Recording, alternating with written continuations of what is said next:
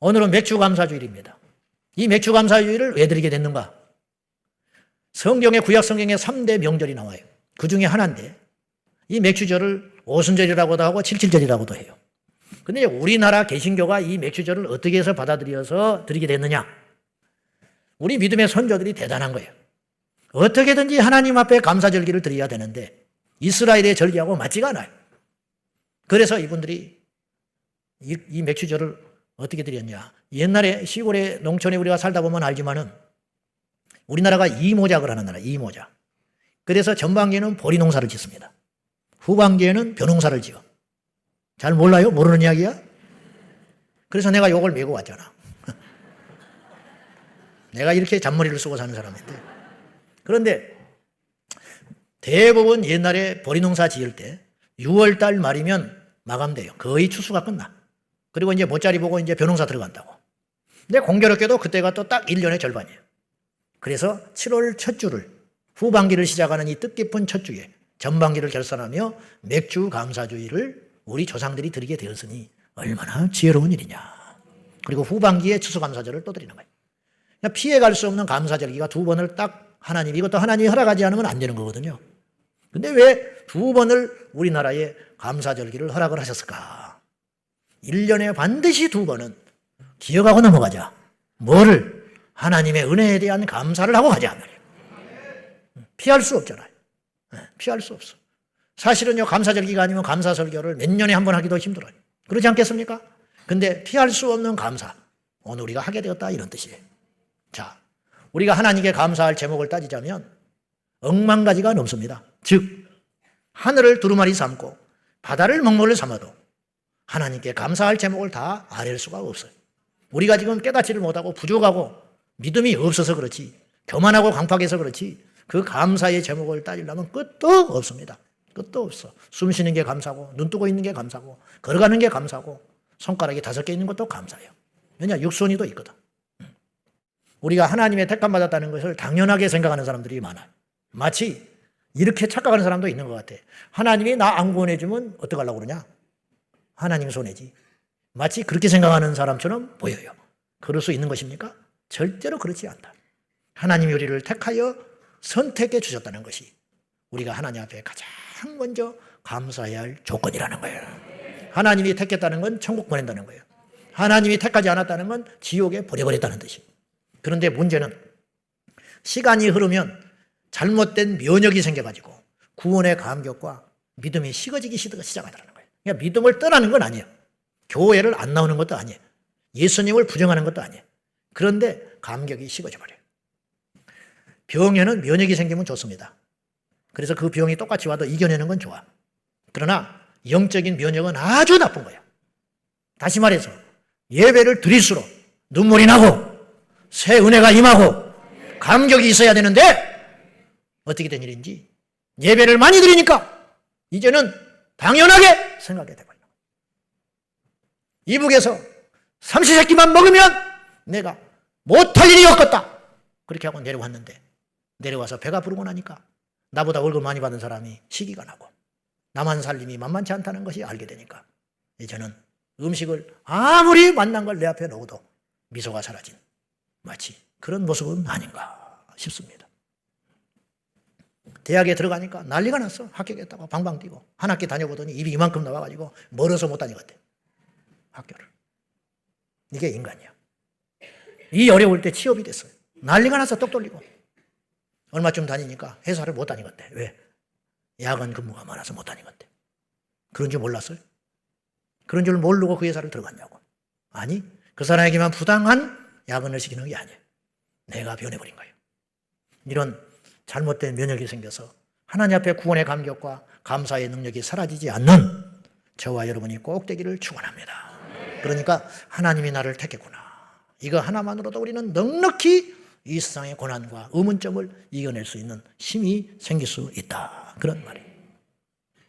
이 80억 인구 중에 택함받아 구원받아 하나님 나라 갈 확률이 몇 프로나 될 것 같습니까, 여러분? 두 번째, 우리는 왜 하나님께 감사하며 살아야 되느냐? 이 시점에 13절 보겠습니다. 다 같이 시작. 누가 누구에게 불만이 있거든 서로 용납하여 피차 용서하되 주께서 너희를 용서하신 것 같이 너희도 그리하고. 자, 사람 살다 보면 누구에게 불만이 쌓일 수 있다. 사람은 내가 잘못한 건 잘 못 느껴요. 그러니까 상대방의 허물만 자꾸 보여. 불만이 생길 수 있다. 그런 불만이 생기거든 서로 용서해라. 서로 피차간에 용서해야 되는데 이유가 있다. 너희가 하나님으로부터 용서받았기 때문이다. 두 번째, 우리는 왜 이 시점에 하나님께 감사할 수밖에 없느냐? 우리가 용서받은 죄인이기 때문입니다. 하나님 앞에는 100억을 훔친 죄나 연필 한 자루를 훔친 것이나, 아니 저 연필이 내 것이라면 좋겠다고 생각하는 것조차도 이미 100억에 도둑질한 거나 똑같이 취급하는 거다. 어떤 죄가 제일 무서운 죄냐? 용서받지 못한 죄. 그러면 천국은 누가 가느냐? 천국은 의로운 자가 가는 게 아니라고 그랬어. 천국은 용서받은 자가 가는 거야. 지옥은 누가 가느냐? 나쁜 자가 간 게 아니야. 악한 자가 가는 것처럼 보이지만 그것이 아니고 회개치 않는 자가 지옥에 가는 거예요. 이게 하나님 나라의 원리인 것입니다. 그러므로 사랑하는 성도 여러분, 복음이 무엇이냐? 아무리 흉악하고 큰 죄를 지었다 할지라도 예수님의 피 한 방울이면 그 죄를 씻을 수 있으니, 세상은요 아무리 용서를 해준다 해도 안 돼요. 내가 너 용서했지, 내가 너를 용서할게. 그지만 관계가 회복되기가 어려운 거예요. 아무리 나에게 그런 피해를 입은 자를 용서를 해줬지만 그렇다고 해서 이 사람의 죄의 흔적과 열매가 사라지는 건 아니라 이런 뜻이에요. 그러나 하나님 나라에서는 주님이 용서하시면 죄의 흔적도 사라지게 되는 것이에요. 이 이야기가 탕자의 이야기. 아버지 얼굴에 먹칠을 하고 집안을 숙제받으러 만든 이 둘째 아들이 철없이 세상에 방황하다가 온갖 짓을 다 하고 탕진하고 죄지고 돌아오다가 죽게 생겼으니까 아버지 생각나서 돌아왔어요. 그때 아버지가 이 아들을 붙잡아 놓고 언제 인간 될래? 작작 속 좀 썩여라. 이게 인간이에요. 우리는 그렇게 해요. 그리고 죽이지를 못하니까, 다시 내치지를 못하니까 들어와! 이놈의 새끼. 하루에 2끼만 먹어. 네 형 좀 봐라, 형 좀 봐. 응? 형 반토막이라도 살아가면 내가 소원이 없겠다. 그리고 이제 알겠다고 이제 치사하고 더럽지만 뭐 죽게 생겼으니까 이 둘째가 이제 거기서 이제 살아가는데, 틈만 나면 아버지가 네가 인간이냐? 또 몇 달쯤 지나다가 무슨 늦잠만 자면 어이구. 계속 그렇게 살아가는 거예요. 그러나 그 이야기의 탕자 속의 아버지는 그렇지 않았어요. 어떤 조건도 묻지 아니하시고 쫓아나가서 가락지를 끼워주시고 새 옷을 입혀주시고 잔치를 벌려주셨어요. 뭘 잘했다고? 소문날까 봐 조심히 걷어줘야지. 잔치를 열었어요. 제가 옛날에는 이런 두려움이 있었어요. 내가 아무리 회개를 해도 이 의심이 되는 거예요. 의심. 뭐 쟤만 그런 건 아닐 거예요. 저만. 여러분도 지금 그런 사람이 몇 사람 있을 거예요. 아무리 회개를 한다 해도 하나님 앞에 막상 딱 만났어. 천국에. 그 문 앞에서 딱 만났네. 하나님이 이렇게 보는 거야. 야, 얼른 가. 이놈의 새끼. 네가 목사냐? 그러고도 빨리 들어가. 그리고 들어왔어. 그리고 천국에서 무거운 마음을 가지고 주님이 또 부를까 봐, 길에서 주님 만날까 봐 슬슬슬슬 피해 다니면서 뭐 실과도 따먹으면서 아이고 나 같은 놈이 2개 먹으면 되겠냐, 하나만 먹어야지. 이제 천국에서 이렇게 살아갈 것 같은 생각이 든 거예요, 내한테. 왜냐? 죄가 너무 많으니까. 하나님 앞에 잘못한 게 너무 많으니까. 예수를 믿고도 잘못한 게 너무 많으니까. 목사가 되고도 잘못되는 게 너무 많으니까. 그럼 과연 천국은 그런 것일까? 그렇지 않다. 천국에 들어갔을 때 우리 주님이 2 팔을 벌려서 하나님 사실은요, 됐다. 아이 잠깐만요. 내 사실은요. 무슨 말 하려고 이래. 난 모르겠는데. 아버지는 그런 하나님이다. 여러분, 현장에서 간음하다가 질질 끌려오는 여자가 있었어요. 현장에서 잡혀버렸어요. 오늘날로 이건 보통 일이 아니야. 그러나 그 엄격한 과거의 율법시대 이스라엘 여자가 현장에서 잡혀 들어왔으니 돌로 때려 죽이자는 거야. 사람에게만 들킨 게 아니라 하나님에게도 들켜버렸어. 예수님께 들켰잖아. 무슨 수로 해? 여러분, 그 무리들이 돌 들어서 죽이자고 그랬어요. 그러면 예수님은요, 죄인된 인간도 그보다 더한 죄인이라고 여겨지는 그 여자를 향하여 돌팔매질해서 죽여버리다고 한다면 예수님은 그 자리에 같이 있을 수도 없는 분이야. 그래, 안 그래? 근데 예수님이 그 여자를 용서해 주시면서 내가 너를 정죄하지 않는다. 이게 무슨 말인지 아세요? 내가 다시는 너에게 죄를 용서해 줄 뿐만 아니라 묻지 않겠다. 죄인으로 낙인 찍히지 않겠다. 가라. 그 대신 다시는 죄를 짓지 말아라. 네가 이 죄를 다시 범하지 않는 한 나는 너의 죄를 기억지도 않을 거다.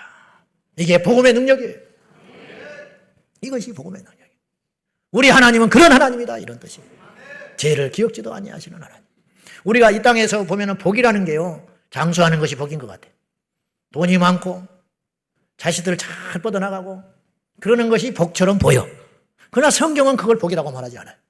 성경에는 복 중의 복을 뭐라고 말을 하냐? 시편 32편 1절과 2절을 봅시다. 시작. 자신의 죄가 가려진 자는 복이 있도다. 마음에 간사함이 없고 여호와께 정죄를 당하지 아니하는 자는 복이 있도다.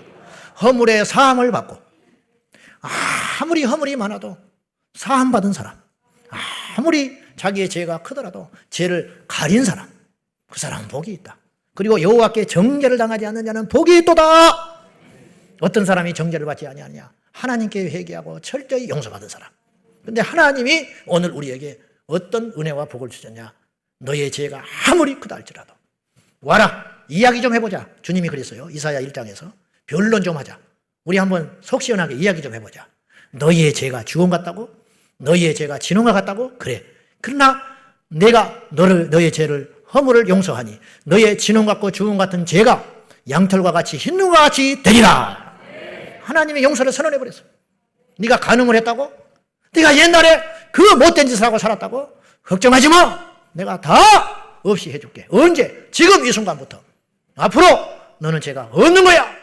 이렇게 선언해 주시는 하나님의 사랑, 그 사랑을 받았으니 어찌 우리가 자유롭지 아니하며 우리가 어찌 감사치 않을 수 있겠냐, 이런 말이에요. 우리 허물과 죄가를 만약에 우리 주변의 사람들이 안다면 우리는 인간관계를 맺을 수가 없어요. 여러분 집안은 진작 다 깨져버렸어. 저는 목회 못해요. 여러분 학교 못 다녀. 직장 못 다녀. 안 그럴 것 같아요? 그런데 모르기 때문에 살아가듯이 하나님이 우리의 허물과 죄를 덮어주셨기 때문에 우리가 천국에 가는 거예요. 착각하지 마세요. 우리가 의롭게 돼서 천국 가는 게 아니에요. 하나님이 우리를 덮어줬기 때문에 천국 가는 거예요. 이 사랑을 받았다, 이 말이죠. 그러므로 제일 교만하고 어리석은 인생은 자기 의를 내세우는 사람이에요. 제일 지혜로운 사람은 내가 죄인이라고 고백하는 사람이 가장 지혜로운 인생인 줄로 믿습니다. 여러분, 자식은요 부모의 허물을 떠벌릴 수 있습니다. 노아의 아들처럼. 그러나 부모는 자식의 허물을 덮어주시고 가려주시는 거예요. 이건 모든 부모들의 공통점이에요. 경북대 총장이었던 박찬석 교수님이 자기 어릴 적에 겪었던 이야기를 이렇게 에세이로 남겼습니다. 내 고향은 경남 산청이다. 지금도 그것은 비교적 가난한 곳이다. 그런데 내 아버지가 살 때는 얼마나 가난했겠는가. 그 중에서도 우리 집은 굉장히 어려운 집안이었다. 그런데 나를 우리 아버지가 못 배운 것이 한이 되어서 대구로 유학을 보내주셨다. 대구에 중학교를 다녔는데 공부가 너무 하기 싫었다. 그 결과 내 석차는 68등에서 68명 중에 68등이었다. 1학년 8반에서 꼴찌를 했다. 부끄러운 성적표를 가지고 방학을 맞이하여 고향에 가는 내 마음은 착잡하기만 했다. 그래서 이 성적표를 아버지한테 내밀 자신이 없었다. 당신이 교육을 받지 못한 한을 자식을 통해서 풀어보고자 했는데 꼴찌라니. 끼니를 제대로 먹지도 못하는 아버지가 소장농을 하면서도 아들을 중학교에 보내줬는데 내가 그냥 이대로 있을 수가 없었다. 그래서 길을 가다가 한쪽 편에 주저앉아 잉크로 기록된 성적표를 1등으로 고쳐서 아버지께 보여드렸다. 아버지는 보통 학교도 다니지 않았기 때문에 내가 1등으로 고친 성적표를 알아차리지 못할 것이라고 생각했다. 대구로 유학한 아들이 집으로 돌아오니 친지들이 몰려와서 찬석이는 공부를 잘했냐고 물었다. 아버지는 앞으로 봐야지. 이번에는 어쩌다가 1등을 했는가 봐. 동네 어른들은 집안의 경사라고 1등을 했으면 책거리를 해야지 졸라대기 시작했다. 당시 우리 집은 동네에서 제일 가난한 집이었다. 이튿날 멱을 감고 집으로 돌아오니 아버지는 단 한 마리뿐인 돼지를 잡아서 동네 사람들을 모아놓고 잔치를 하고 있었다. 그 돼지는 우리 집 재산 목록 1호였다. 정말 기가 막힌 일이 벌어지고 있는 것이다. 나는 겁에 질려서 아버지 아버지하고 불렀지만 그 다음에 말을 할 수가 없어서 그대로 도망가고 말았다. 겁이 난 나는 강으로 달려들어가 죽어버리고 싶은 마음에 물속에 들어가서 숨을 안 쉬고 버티기도 했고 주먹으로 내 머리를 수없이 내리치기도 했다. 그러나 나는 죽을 수가 없었다. 충격적인 그 사건 이후에 나는 달라졌다. 항상 그 일이 내 머릿속에 맴돌고 있었기 때문이다. 그 뒤로 시간이 흘러 나는 대학 교수가 됐다. 그리고 아들 민우가 중학교에 입학했을 때, 그러니까 내 나이 45이 되던 어느 날 부모님 앞에 33년 전의 일을 사과하기 위하여 아버지, 제가 중학교 1학년 때 사실 1등은요 말을 시작하려고 하는데 옆에서 담배를 피우던 아버지가 알고 있었다. 그만해라. 네 새끼가 듣는다. 말씀하셨다. 자식의 위조한 성적표를 알고도 재산 목록 1호인 돼지를 잡아 잔치를 하신 아버지의 마음을 나는 박사가 되고 교수가 되고 대학 총장이 됐지만 감히 알 수가 없다. 이게 아버지의 사랑이거든요. 나는 똥찌개를 치더라도 내 새끼가 지게 지는 건 견딜 수 없는 사람. 이 세상에서 제일 큰 사랑이 부모의 사랑입니다. 근데 제가 묻고 싶어요. 그 사랑은 도대체 어디서 배운 것인가? 그 사랑은 어디서 DNA가 온 것인가? 우리 하늘에 계신 아버지로부터 온 거예요. 여러분이 이걸 믿으셔야 돼. 뭘 믿어야 되냐면 예수 믿으면 천국 간다는 믿음과 함께 주님 앞에 회개하는 것은 용서받는다는 믿음을 가져야 된다 이 말이에요. 그것이 하나님의 사랑에 대한 응답이에요. 그걸 의심하면 답이 없어. 그걸 의심하면 불신앙인 거예요. 하나님은 우리의 모든 죄를 용서해 주셨습니다. 그 사랑을 입은 우리가 어찌 하나님께 불평할 수 있으며 어찌 뭘 더 달라고 할 수가 있냐고. 여러분, 우리에게 원조 아버지가 계셨다니까. 육신의 아버지가 아니라 원조 아버지. 이 땅에 우리가 오기 전부터 계셨던 아버지. 이 세상 만물이 이 땅에 존재하기 전부터 계셨던 아버지. 진짜 아버지. 그 아버지를 우리는 하나님이라고 부르는 것뿐이에요. 여러분, 하나님을 우리가 아버지라고 부르는 게 아니고 생각을 좀 바꿉시다. 우리 진짜 아버지를 하나님이라고 부르는 것뿐이라니까. 그걸 꼭 기억하고 범사에 감사하는 저와 여러분 되십시다. 필리핀에 간 선교사님이 너무 힘들고 고생을 하는데 어느 날 아끼고 전략하고 사는 중에 삼시세끼도 해결을 잘 못해. 그래서 밥을 해놓고 식은 밥을 해놓고 아껴서 먹고 있는데 어느 날 식은 밥을 해놓고 먹으려고 뚜껑을 열었더니 개미가 꽉 차 있더래. 개미가. 낙심이 확 되면서 불평이 생기고 성질이 나더라. 하나님, 나를 선교사로 보냈으면 삼시세끼는 먹게 해줘야지요. 그리고 삼시세끼를 먹고 난 큰 거 바라지 않습니다. 이 개미 구덩이가 뭡니까? 그랬더니 갑자기 마음속에서 이런 생각이 떠오르더래. 개미 할 끼는 개미만 먹고 산다. 가만히 생각하니까 맞더라네. 개미만 먹어도 잘 사는 게 있잖아. 그래서 이 개미를 하나님이 왜 줬을까? 그래서 인터넷을 보고 찾아봤대. 개미를 먹을 수 있는가? 봤더니 개미가 기가 막힌 보약이더라네. 어혈을 풀어주고 강장제로 좋고 그래서 한약의 재료들의 개미가 하나님이 내가 영양 보충하라고 개미를 보내주셨구나. 그때로부터 개미를 먹고 나니까 하나님께 감사가 터지더라는 거예요. 억지같이요. 억지 감사도 하나님이 받으셔. 감사함으로 받으면 버릴 것이 없어. 여러분이 얼마나 힘들게 살아갑니까? 대충은 합니다.